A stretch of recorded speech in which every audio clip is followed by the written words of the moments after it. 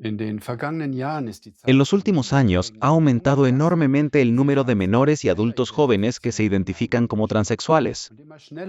Y los adultos jóvenes pueden someterse cada vez más rápidamente a un tratamiento con bloqueadores hormonales o a una cirugía de reasignación de sexo. La evolución a largo plazo del bienestar físico y mental de las personas tras una operación de cambio de sexo está poco documentada con datos y cifras. Los testimonios de personas de transición, es decir, personas que se han arrepentido de su cirugía trans y quieren volver a su género original, siguen siendo vehementemente censurados y maliciosamente calumniados, sobre todo por la comunidad queer, su propio bando. Este fue también el caso de Chris Broniman, que lamenta profundamente sus 16 operaciones correctivas, y ahora se da cuenta de que cada operación era solo una huida de sí mismo y no resolvía los verdaderos problemas de su psique. Considera que el camino extremadamente afirmativo y de aprobación rápida de los transexuales, de la política y la medicina es altamente peligroso o incluso negligente. Los jóvenes que sufren ante todo psicológicamente acaban demasiado pronto en la mesa de operaciones, sin una atención psicológica seria y con falsas esperanzas, y se convierten así en pacientes farmacéuticos para toda la vida. Su alma no se cuida.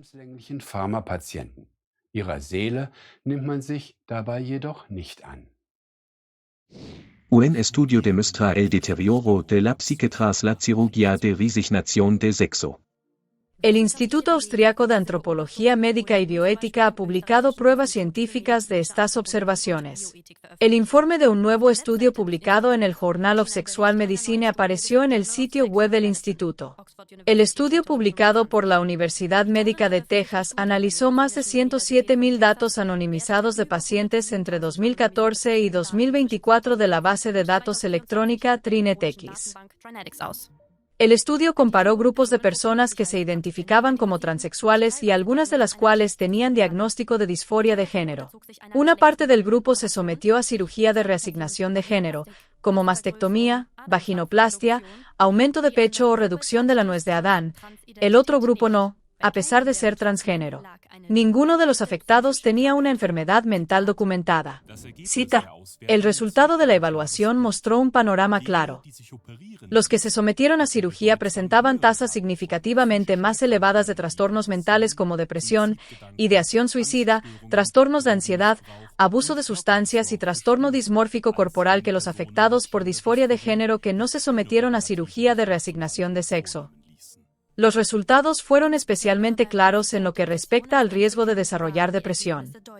La tasa de depresión de las mujeres trans, hombres biológicos, fue del 25,4%, frente al 11,5% sin cirugía. Este grupo también presentaba un riesgo casi 5 veces mayor de sufrir trastornos de ansiedad tras la operación, 12,8 frente al 2,6%. Los hombres trans, es decir, las mujeres biológicas que se habían sometido a cirugía trans, también presentaban una tasa significativamente mayor de depresión en comparación con las mujeres que no se habían sometido a cirugía, del 22,9 al 14,6%, y más del doble de riesgo de pensamientos suicidas, del 19,8% al 8,4%. Ambos sexos mostraron una tasa especialmente elevada de abuso de drogas tras la cirugía en comparación con los no operados. Así pues, este estudio oficial no confirma la suposición generalizada de que las intervenciones quirúrgicas estabilizan el psiquismo. Antecedentes de operaciones de sexo en niños y adolescentes. El enfoque terapéutico consistente en animar a los niños y adolescentes a someterse a la reasignación de sexo lo antes posible se basa en el denominado protocolo holandés de los años 90. Se descubrió que varias personas trans adultas tenían una mala salud mental.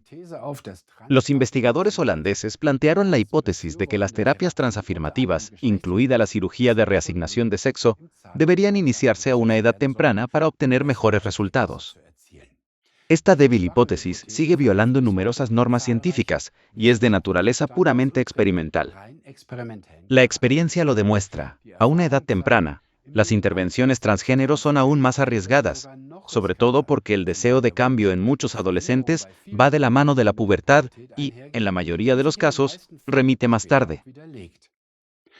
Leor Sapir, Manhattan Institute, demuestra que la mayoría de los menores con la llamada disforia de género aceptarán su género con el tiempo y no vivirán como adultos transexuales. Muchos jóvenes trans se arrepienten de sus operaciones irreversibles y se sienten vendidos y traicionados. Muchos están emprendiendo acciones legales contra médicos y clínicas transexuales. Quieren volver a su sexo biológico, pero ahora tienen que atenerse a las amargas consecuencias. Diagnóstico erróneo debido a una evaluación inadecuada de la salud mental.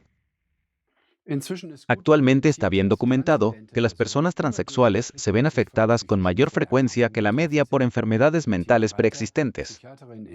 Bettina Reiter, psiquiatra de Viena, está segura y declaró al programa Blickwechsel de Servus TAV: en la mayoría de los casos en que se opera, hay un diagnóstico erróneo.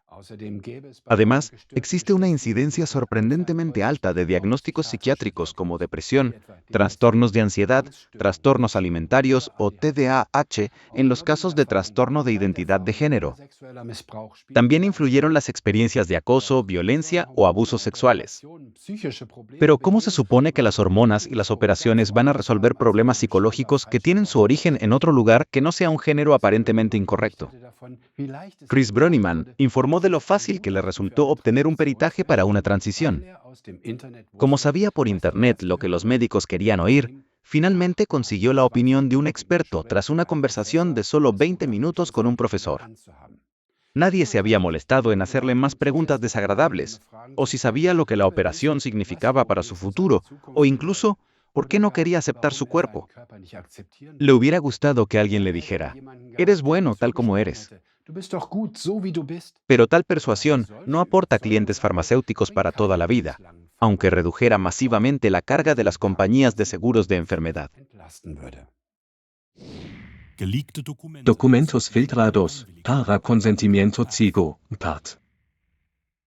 En el programa de CLATE-F, Doppelpage, ¿Cómo admiten mutilar a nuestros hijos?, los archivos filtrados de Doppelpage revelaron que la mayoría de los pacientes generalmente no son conscientes de lo que están aceptando, al consentir bloqueadores de la pubertad o cirugía de reasignación de género.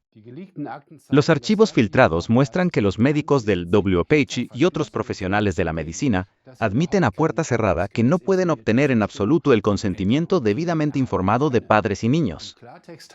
En lenguaje llano, esto significa que los adolescentes o los padres consienten un tratamiento que no han entendido.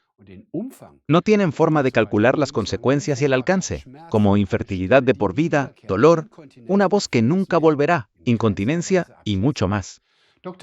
El Dr. Metzger, miembro del WPAT, explicó lo siguiente al comité a puerta cerrada: siempre es una buena teoría hablar con un niño de 14 años sobre la preservación de la fertilidad.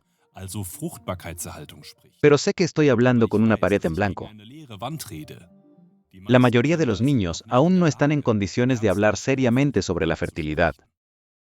En contra de su buen juicio, los médicos, WPAT, continúan con sus tratamientos poco éticos y negligentes, que en realidad deberían llamarse mutilaciones. Clínicas trans, cirujanos y endocrinólogos de todo el mundo anuncian que la mayoría de sus pacientes están satisfechos con los resultados tras la cirugía de reasignación de sexo, contrariamente a lo que muestran los estudios. Las complicaciones, así llamadas, son poco frecuentes. También en este caso, los archivos del WPAT revelan cómo los médicos trans mienten colectivamente al público en contra de su buen juicio. Si se ocuparan seriamente de los hechos existentes, como los tumores tras la administración de hormonas y las desfiguraciones y mutilaciones de por vida tras la cirugía, tendrían que admitir una enorme culpabilidad. En los pacientes varones, por ejemplo, el mejor de los casos tras una operación de reconstrucción vaginal es una cavidad que hay que ensanchar de por vida, así como una función sexual drásticamente reducida. Otras sufren complicaciones graves, como pelvis llena de sangre, problemas para orinar y fístulas.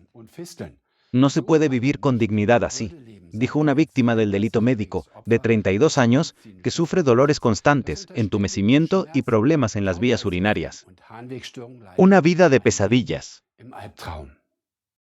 Los padres que quieren proteger son acusados de malos tratos. En Suiza, unos padres quisieron proteger a su hija de 14 años de una decisión tan irreversible. Se les revocó la patria potestad en 2023 porque preferían psicoterapia a bloqueadores de la pubertad para su hija. La escuela de la niña obstaculizó la psicoterapia. Anuló la decisión de sus padres con una transición social, nuevos pronombres, nuevo nombre. La queja de los padres fue atendida con la implicación de la Oficina de Asistencia a la Juventud y la organización de transexuales Le Refuge. Acusaron a los padres de malos tratos. Otro caso del año 2021. Se ha dictado una orden de detención contra un padre en Canadá por calificar la reasignación de sexo de su hija de 14 años de maltrato infantil y esterilización de niños patrocinada por el Estado. Quería proteger a su hija de decisiones irreversibles. El tribunal ordenó que el padre no se interpusiera en el camino de la terapia hormonal de su hija y que desarrollara comprensión por su disforia de género 2023. Otro padre en el estado de Montana perdió la custodia de su hija porque pensó, cito: "Quiero a mi hija incondicionalmente y simplemente no quiero que tome ninguna decisión hasta que tenga la madurez y la experiencia vital necesarias para comprender las consecuencias de sus actos". Un proyecto de ley presentado en Austria ha llamado la atención. Los padres, terapeutas y médicos deben ser sancionados en el futuro si intentan impedir que alguien, incluidos menores de edad, se someta a castración química o mutilación genital quirúrgica. Esto debe considerarse una medida de conversión, punible y castigada con una multa de hasta 30.000 euros o hasta un año de prisión. Los padres también se arriesgaban a perder la custodia. Los tratamientos hormonales y las operaciones deben considerarse la única terapia permitida.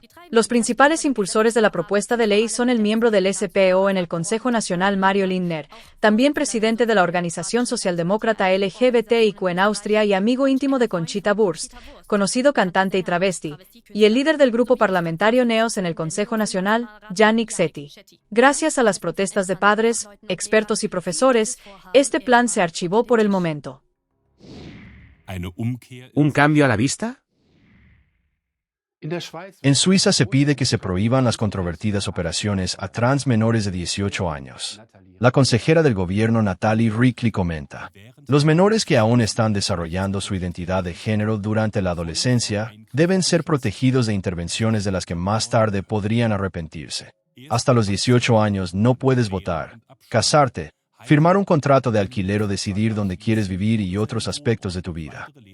Por esta razón, las decisiones de gran alcance sobre reasignación de sexo solo deberían ser posibles una vez que la persona alcanza la mayoría de edad". El Reino Unido y algunos países escandinavos también parecen alejarse de un enfoque puramente afirmativo de la reasignación de género, según los informes. Los bloqueantes de la pubertad ya no se administran de forma rutinaria porque no hay pruebas suficientes de su seguridad y eficacia a largo plazo. En cambio, solo serán accesibles en el marco de un estudio de investigación clínica que se está diseñando actualmente. Las hormonas masculinizantes o feminizantes solo están disponibles para los jóvenes en torno a los 16 años, y solo con estrictos criterios de aprobación. El Servicio Nacional de Salud, NHS, de Inglaterra ha comunicado que, desde la publicación del Cass Review, ningún menor de edad ha vuelto a ser candidato para la prescripción de este tipo de hormonas. Ahora que 2 o 3 generaciones han sido manipuladas, desestabilizadas y destruidas por los medios de comunicación, la política y la medicina y generadas como clientes de por vida para la industria farmacéutica, ¿se acerca el gran entendimiento? ¿De verdad? ¿Quién dará la cara por las decisiones equivocadas? ¿Asumirá responsabilidades o incluso pedirá disculpas? Los seres humanos, perfectamente creados desde el principio, fueron diabólicamente mutilados en la creencia de que todo era reversible, es decir, rastreable, como en los experimentos de Frankenstein, alejados de cualquier concepto moral y llevados a un modo de autodestrucción. Incapaces de formar una familia, la mayoría de ellos tendrán que pasar toda su vida centrados en sus propias heridas y en sí mismos. ¿A quién le interesa algo así? Es difícil imaginar que solo se trate de intereses farmacéuticos. Esta práctica destructiva parece ser nada menos que una agenda de destrucción perfectamente orquestada. Cualquiera que se fije un poco más se dará cuenta de que detrás del movimiento transgénero hay una enorme red internacional que se ha infiltrado en todos los ámbitos de la sociedad y la política con el dinero y la influencia de unos cuantos multimillonarios, y cuyo objetivo declarado es construir un nuevo orden mundial y una nueva sociedad. Por lo tanto, se permiten algunas preguntas finales. ¿Debe el ser humano degenerar en un ser de voluntad débil mediante la disolución de todos los valores tradicionales? ¿Debe degenerar en un sujeto ideal destruyendo su identidad sexual? Puede encontrar más información al respecto en el programa La Siniestra Agenda que se esconde tras la ideología transgénero, en el enlace que se muestra. Unter dem eingeblendeten Link.